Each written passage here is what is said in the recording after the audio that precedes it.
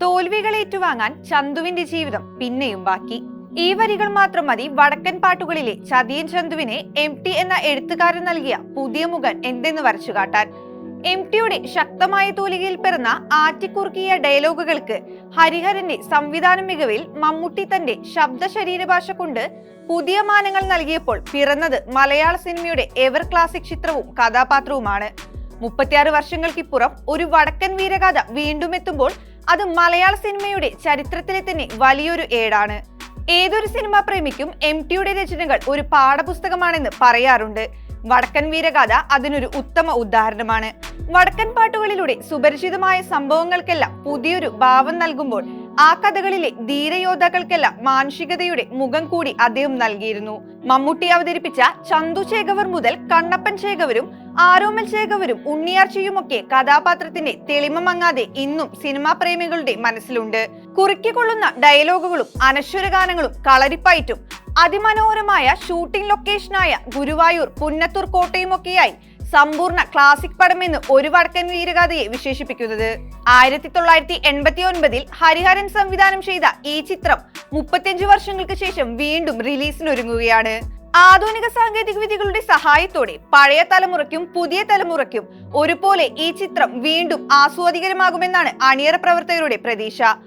റിലീസിന് മുന്നോടിയായി പഴയ ഷൂട്ടിംഗ് അനുഭവങ്ങൾ പങ്കുവെക്കുന്ന മമ്മൂട്ടിയുടെ വീഡിയോ ആണിപ്പോൾ വൈറലാകുന്നത്.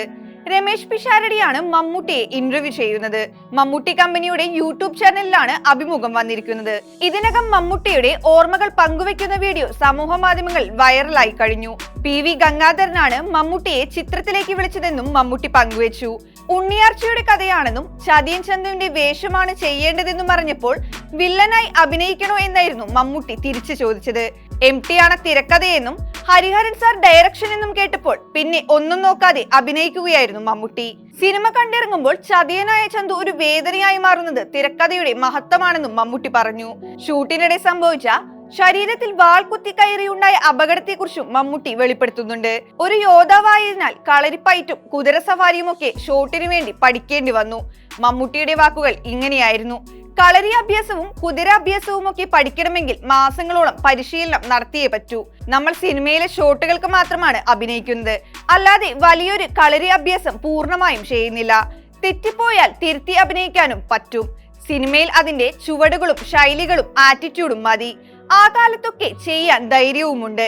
എല്ലാ ചാട്ടവും ഓട്ടവും ഒക്കെ അതിൽ ഒറിജിനൽ തന്നെയാണ്. അതിൽ ഉപയോഗിച്ചിരുന്ന എല്ലാ വാളുകളും മെറ്റൽ തന്നെയായിരുന്നു. നല്ല ഭാരവും ഉണ്ടായിരുന്നു. ചാടി ഒരു വാള് പിടിക്കുന്ന ഒരു രംഗമുണ്ട്. തെറിച്ചു പോകുന്ന വാള് ചാടി പിടിക്കണം. ഈ ഭാഗം ഷൂട്ട് ചെയ്യുന്നതിന് ഇടയിലായിരുന്നു മമ്മൂട്ടിയുടെ തുടയിൽ വാൾ കുത്തിക്കയറിയത്.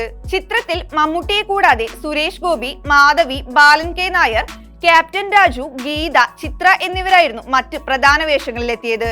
നിരവധി സംസ്ഥാന ദേശീയ പുരസ്കാരങ്ങളാണ് ചിത്രം നേടിയത്.